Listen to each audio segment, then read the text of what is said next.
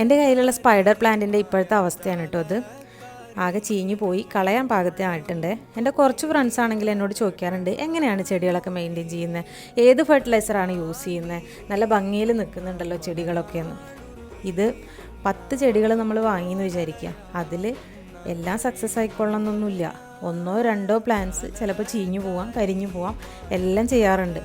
പക്ഷേ നമ്മളതിലൊന്നും തളരാതെ ഇതിനായിട്ട് മുന്നിട്ട് ഇറങ്ങിക്കഴിഞ്ഞാൽ, ഒന്ന് ഉഷാറായി കഴിഞ്ഞാൽ നമുക്ക് ഗാർഡനിങ് അടിപൊളിയായിട്ട് ചെയ്യാവുന്ന ഒരു പരിപാടിയേ ഉള്ളൂ. പിന്നെ ഈ സ്വിസ്റ്റീസ് പ്ലാന്റിൻ്റെ ഒരു ക്രീപ്പിംഗ് വെറൈറ്റി കിട്ടിയിട്ടുണ്ട് കേട്ടോ.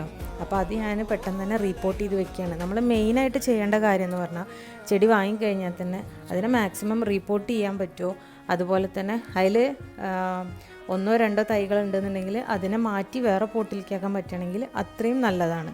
കാരണം അത് നമുക്ക് മെയിൻറ്റെയിൻ ചെയ്ത് നിർത്താൻ പറ്റും. കഷ്ടപ്പെട്ട് ചെയ്യാതെ ഇഷ്ടപ്പെട്ട് ചെയ്ത് കഴിഞ്ഞാൽ പ്ലാന്റിങ് അടിപൊളിയാണ് കേട്ടോ.